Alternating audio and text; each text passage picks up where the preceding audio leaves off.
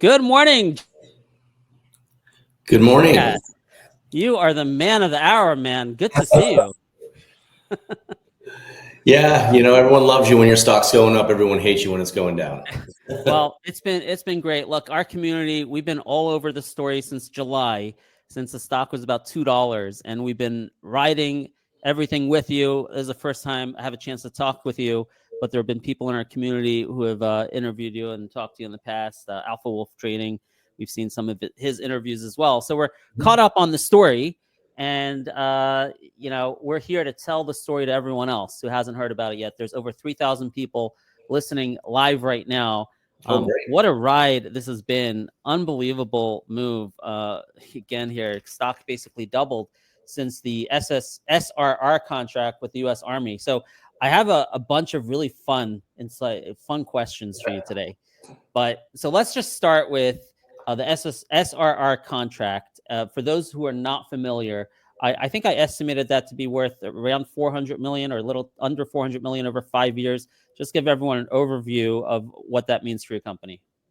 Yeah, sure. So it's well, the way we have to put it with the U.S. Army is there's 5,880 systems. I want to be very accurate with this.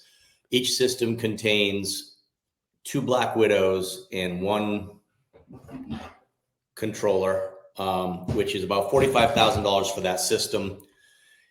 If they field all 5,880 systems, that would be at least 260 million.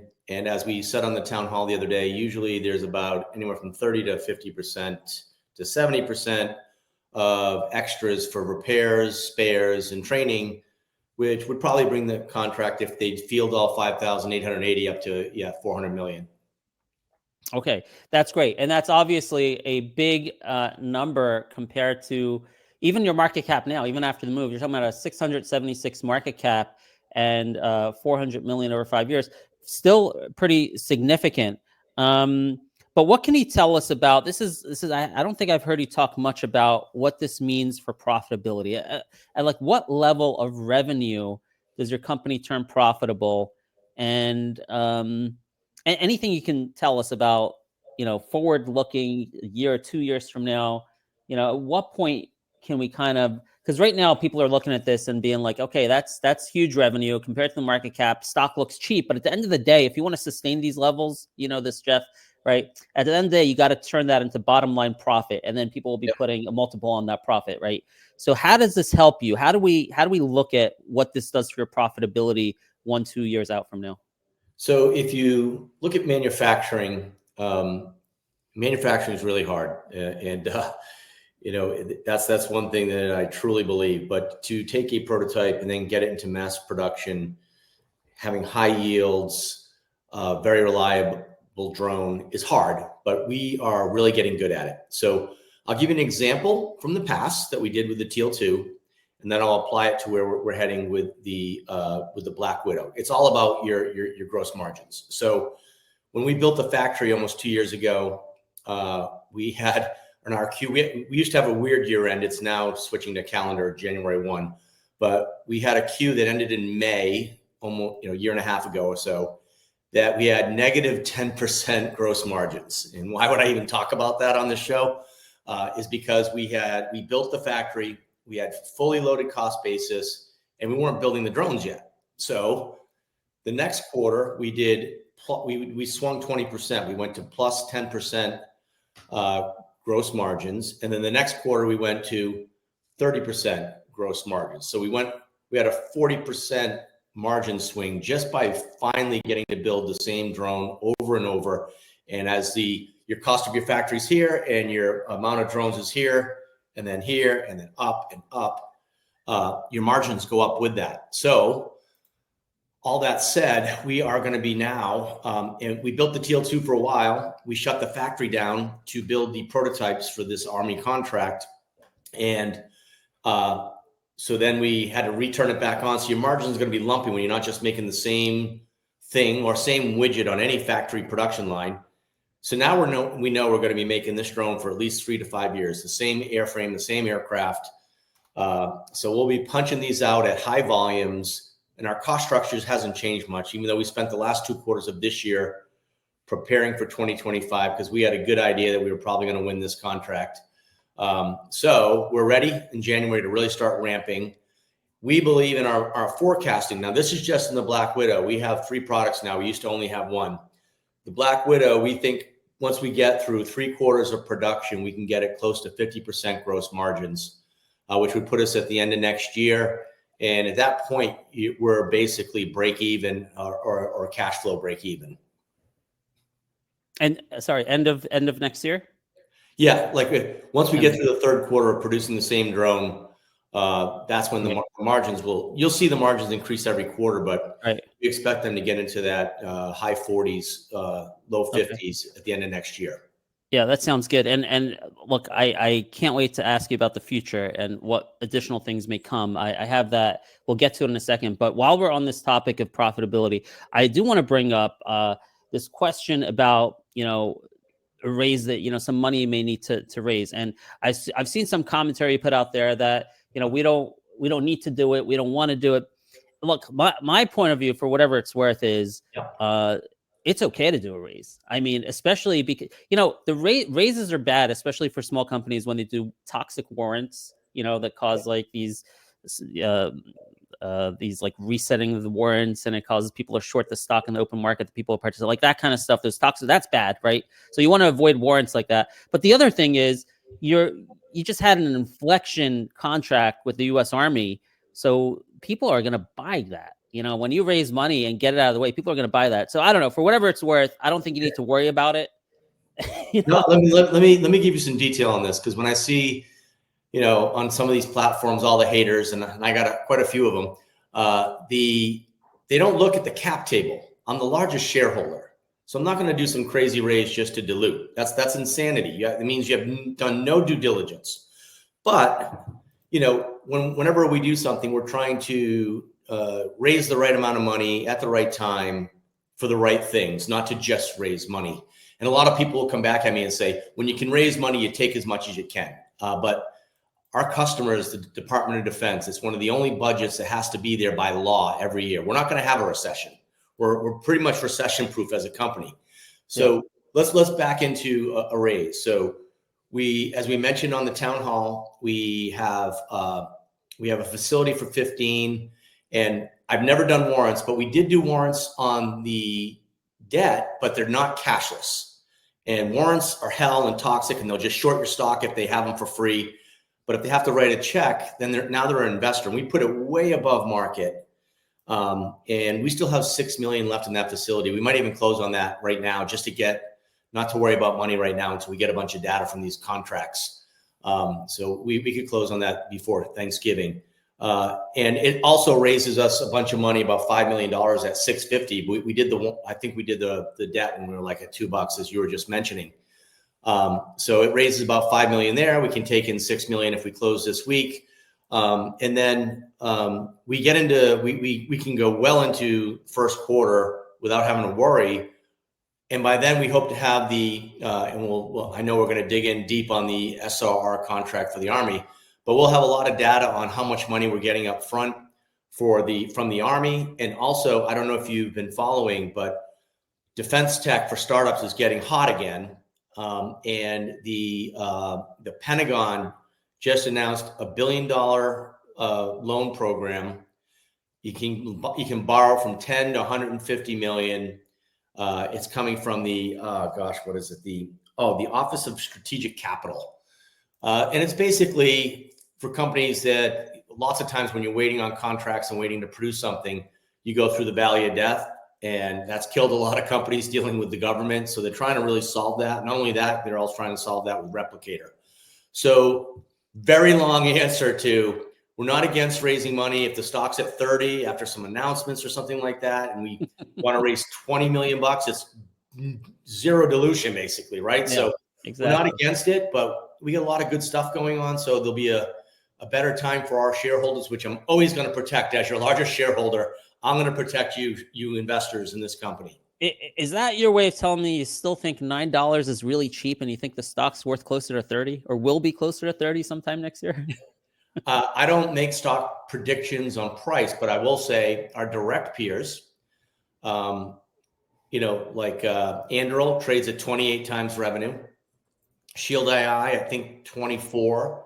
Skydio, who we went head to head. You can't say they're not a comp. We went head to head in this contest to win this contract. Trades at 22 times revenue. With what we are possibly going to do for next year, let's just say it's 100 million, and that's not our official guidance yet. We haven't put it out yet.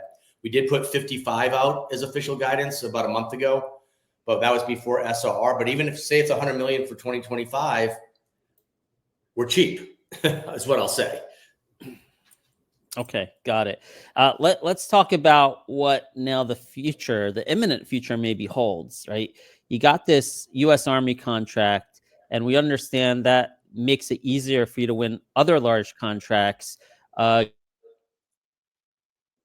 Like on timing, when can we expect to hear either yes or no on maybe the NATO ones or any other ones that are in consideration?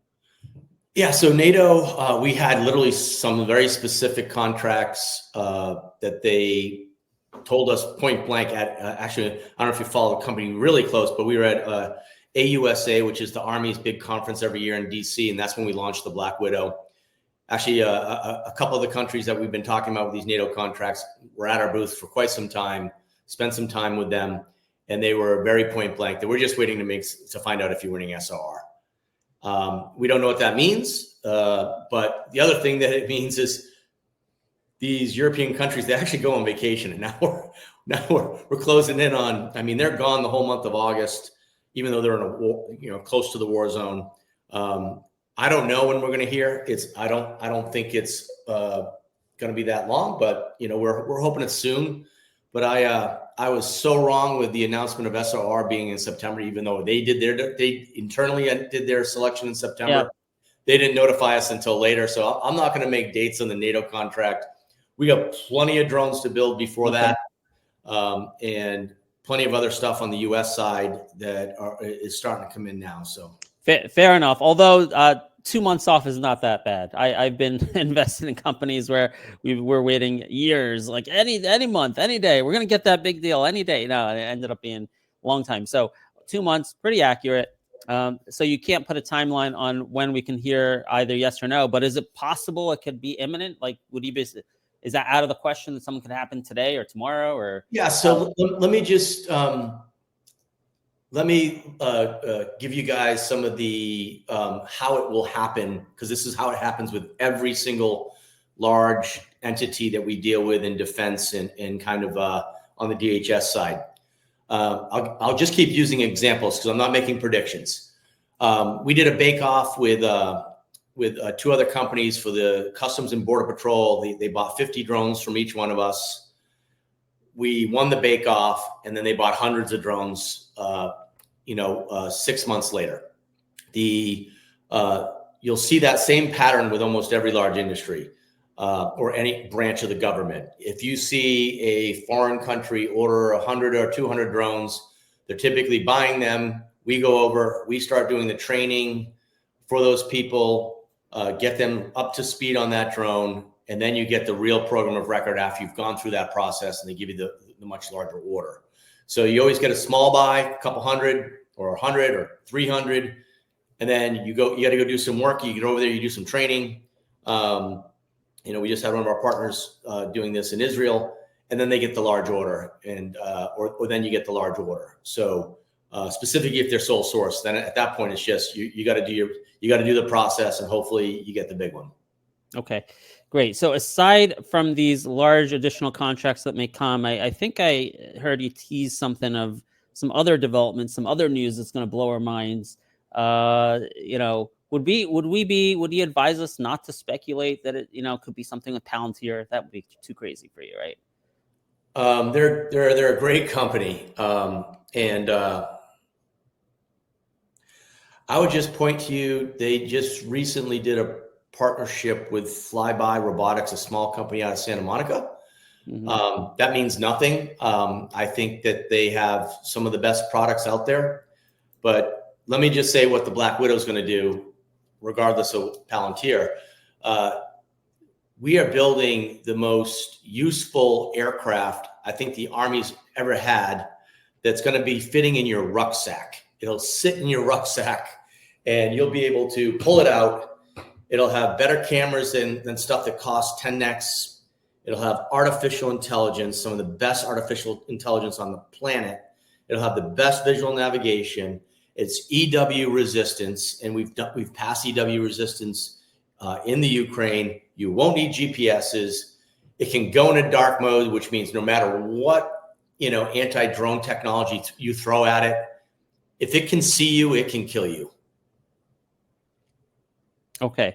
So are we still looking at some sort of announcement that's going to blow our mind? Like what's the timeline on that? I think that's the language you use. Oh, gosh. Yeah, my lawyers hate when I do these things. I'll just say, the Black Widow is going to be an unbelievable platform. It is going to be, it's blowing my mind already, but there's a lot of stuff we can do to that drone before we deliver it to the U.S. Army, and everybody's going to want it. Okay. All right. So we'll stay tuned for some exciting news on that. Man, You tried hard on that one. That was tough. Well, there is some speculation out there that, what if it's Palantir? So, it is out there. Okay. So, man, I got quickly I can do it. Let me move to, we'll come back. I know there's questions from the audience. We'll come back to the questions if there's time. But you set off a whole ecosystem of stocks in the market that are just exploding. I don't know if you're aware of this, Jeff. So you guys are the leader, right?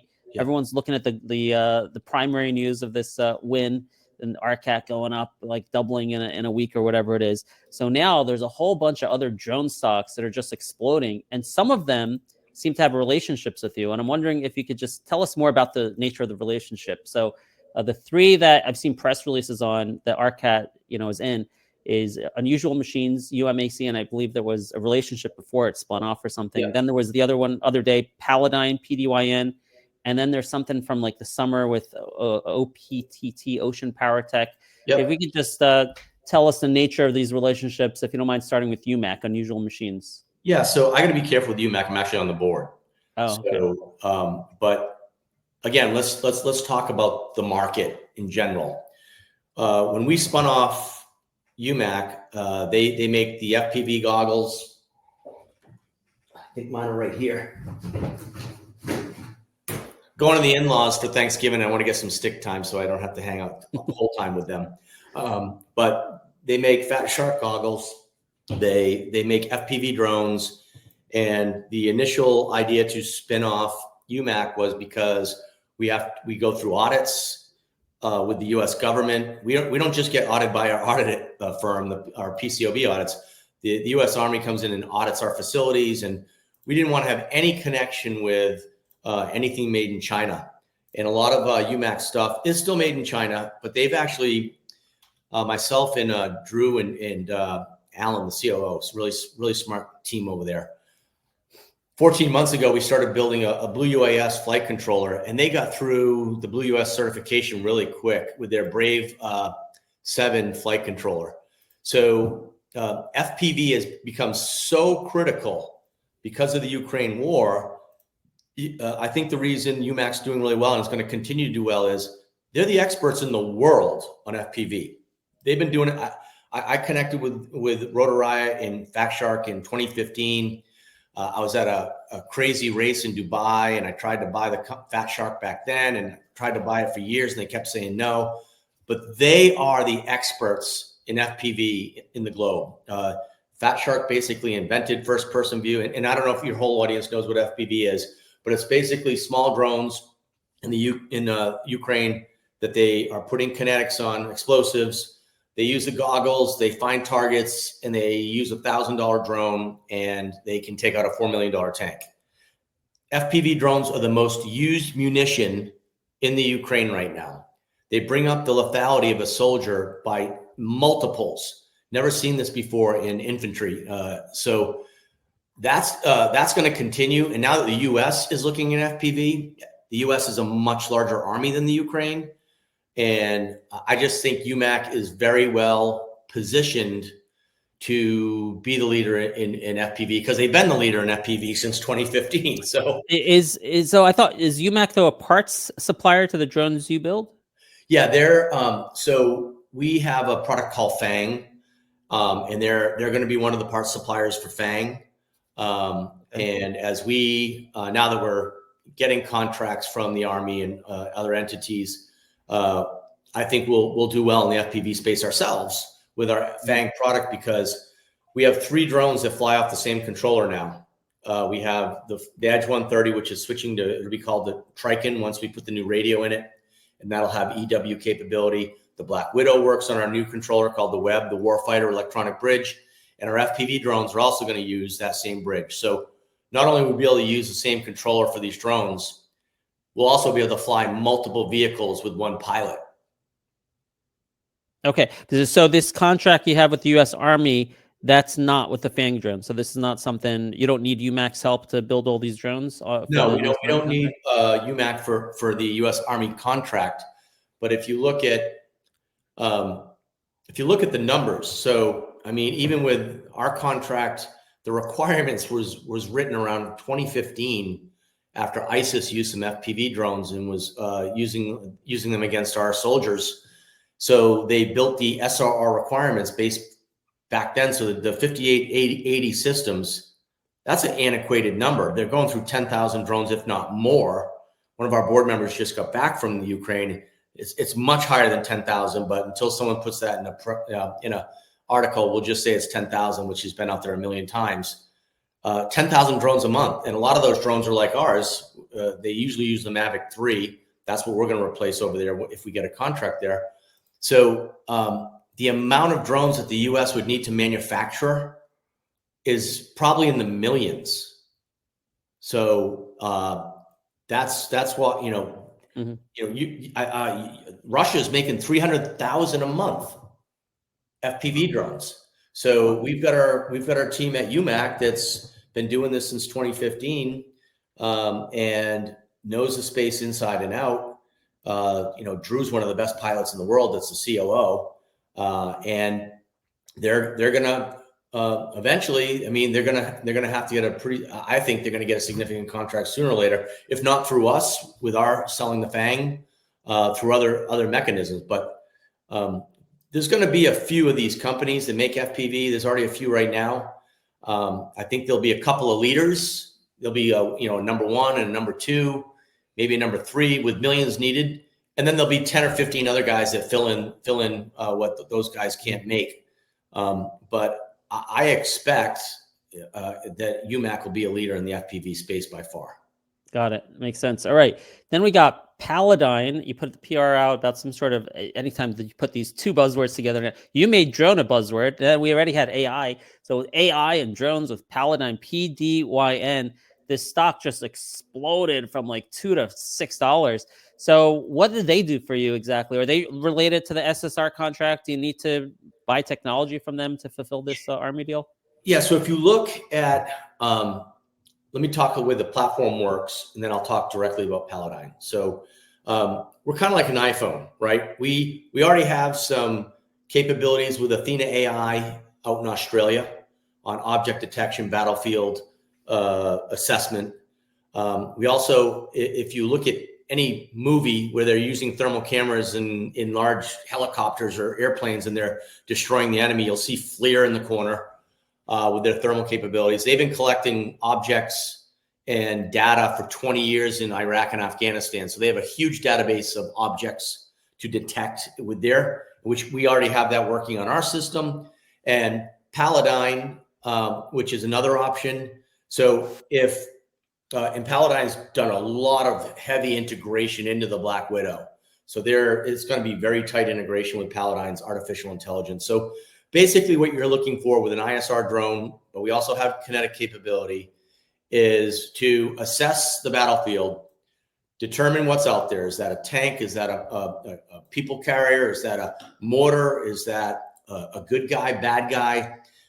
Gather that data within seconds or minutes and give your commander to be able to crush that battlefield with quick decisions that could sometimes take a day or 2 with a human being. So you combine that data with aerial navigation and dark mode with a kinetic on that drone. You've got one of the most lethal objects, and it costs $45,000 for a system instead of tens of millions of dollars like a Reaper. which, Reapers are useless now. They get shot down in about 20 seconds. So this Paladin, I just want to understand if you're using their technology for this U.S. Army SSR contract, or is this for your other drones? This is nothing specific to the SRR contract. Okay. But as you go into, typically you win a large contract like this, then you start producing. You got to sign the contract. Like we've been doing this for 4 years. We get down select September. They give us a prototype contract, and we sign it at the end of December, early January, and we start working on that for the year and start getting paid early in Q1.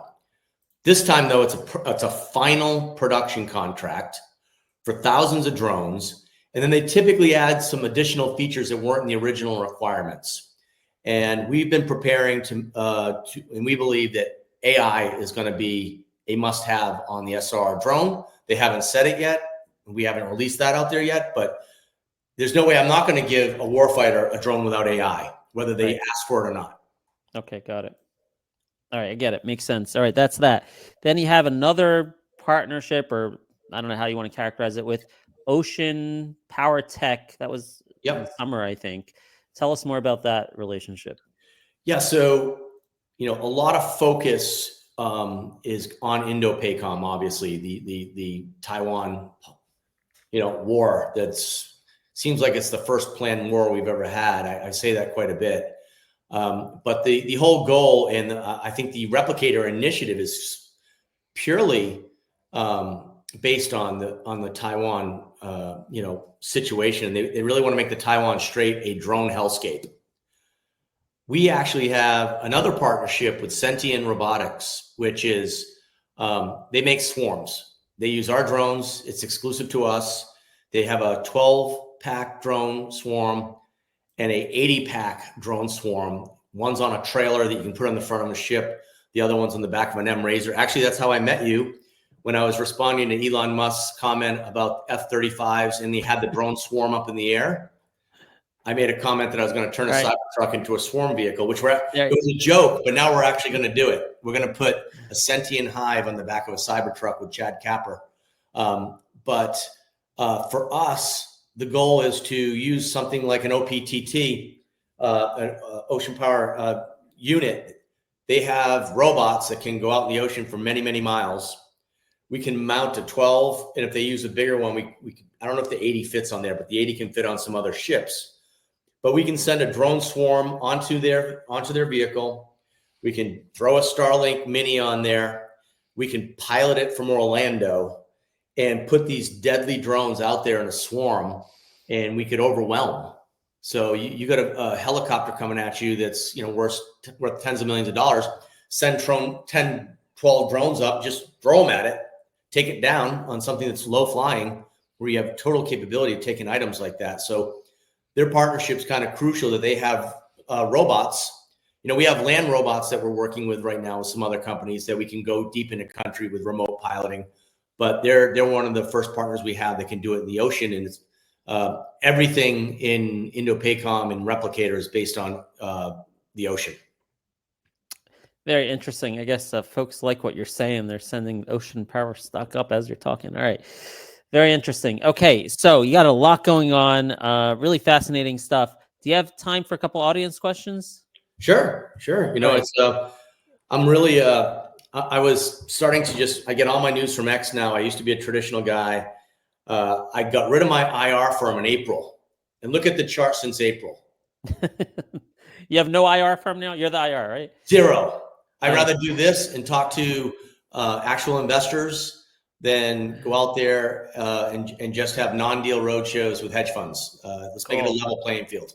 Nice. Let's do it. Jimmy Chang says, can you ask Jeff how much Replicator is worth and the timeline for the announcement? I believe he mentioned maybe within a month from the time SRR is announced, since that is what happened for MRR. I don't know what MRR and LRR, but yeah. Yeah, great question. That was just an observation by me that the first tranche went to the people that won LRR. Then they did the second tranche for counter UAVs. Then they did the MRR, like PDW and Anduril. We know both those companies very well. Then they got the third tranche for Replicator. that was just announced. That's just my observation. I'm not guaranteeing that we're getting Replicator. I do believe that the Black Widow and a swarm is perfect for a Taiwan hellscape, a Taiwan Strait hellscape. I also believe the Edge 130 is one of the most unique drones out there. It fits so many different scenarios. It was built to be over the ocean. The founder, Trent, brilliant guy, built it to actually, look at reefs. And most of the quadcopters can't get out to a reef, do a study of a reef, and have enough time to get back. So he said, I'm just going to make my own instead of just buying one. And he built quite a unique vehicle. It's a VTOL, vertical takeoff and landing, can also fit in your rucksack. It's only, I think, 1,200 grams, 2.8 pounds, flies for over an hour. And without a camera, it can fly for 2 hours. If you put some kinetics on that thing, you've got the cheapest loitering munition in the world. And it was originally designed to take off and land in water and recharge. It doesn't do that yet, but that's a feature that we think, because it was designed to do that, we think we can get there eventually. So we just have such an incredible portfolio for the Replicator initiative, but we'll have to wait and see. Okay, great. Now, here's a question. I have no idea what it's talking about. Can Jeff touch on the Futaba relationship? The OCS funding Jeff mentions opens applications January 2nd. Does he expect distribution of funds in January? Seems unlikely. No, well, if you fill out anything in January with the government, we're not going to depend on that whatsoever. So like I mentioned earlier, on some of the housekeeping here, we're probably going to take down the rest of the debt. That gives us plenty of runway while we build our forecast and our cash allocation for all of 2025. So we'll be fine. And if we happen to get that OCS funding, that's just a bonus. All right. And we got someone who loves your baseball cap there. Where can we buy that I Fly You Die ball cap? Coming soon. I'm super transparent, so I'm just gonna front run this and piss some people off. Chad, if you don't know Chad Capper, he's the founder of Rotor Riot. He's also the founder of Flight Test, which is radio controlled stuff. So he's OG in FPV. He's one of the grandfathers of the industry. He's really smart. He's a great pilot, really super well known in the industry. And we started communicating the other day after he offered his Cybertruck for me to put the Swarm on the back of it, which I'm going to buy the Swarm and put it on there. And then I had another thing to talk about, which he brought up, is people want our merch. So to give you some background on this hat, when I was in Ukraine, exactly almost the same week as this right now, last year, I got to do a ride along with a bunch of FPV pilots, with some ISR guys. I wasn't on the front line. I'm not saying that I was out there in super danger, but we weren't that far from it. But I got to see these guys train. It was really cool. And we went out into the mud and practiced killing some fake or burnt out tanks. And they basically use something like a Black Widow, but it's the Mavic 3, which we're trying to replace, and a bunch of FPV drones. And one of the instructors had a patch that said "I Fly You Die" on his arm. And I asked if I could take a picture of it. And I guess once you destroy your first vehicle or get your first kill, you get the patch. I couldn't quite get it because of his English, and I don't speak Ukrainian. But he let me take a picture. I couldn't take a picture of his face. And so when I came back, I was like, we're working on making the Black Widow lethal now, which it is. And so we, as I mentioned recently, this duck is our Duckworks. Like, you remember Skunk Works for Lockheed Martin? This is Duckworks. And we made the hat with the I Fly You Die logo. So that's a long story how the hat evolved, but we're looking to do a bunch of merch that Chad's going to put on a website for us. And we're going to, after we replace all our costs, we're going to donate every bit of the profit to vets, or we're going to pick out a charity and donate everything to the charity. Awesome. Sounds great. Interesting story. Let me take one last audience question, and then I have one for you to close it out. So from Ryan Burris, from Tech Partnerships and Future Business, what excites you the most for 2025? Oh, wow. That is a great question. So I think the most compelling thing for me, I'm actually an electrical engineer by school. Used to write code, couldn't write a single line of code anymore. Thank God we have AI. But when I see, and I got to give some of this credit to the PMUAS office. They have really, the people that are in control of LRR, MRR, SRR, and the little SBS FLIR little helicopter that fits in your palm. There's been some really good push from some people in that department and some of the people from Futures Command to make all of us communicate on the same platform, LRR, MRR, SRR, the Hornet, FPV, on single controllers, and do multi-vehicle flights, small swarms from one controller, one operator. So you got one operator, or you could have some remote piloting at the battalion level that can fly. Could be flying a Black Widow, could be flying a PDW C-150 or Ghost Anduril, the new stuff from Aero Environment.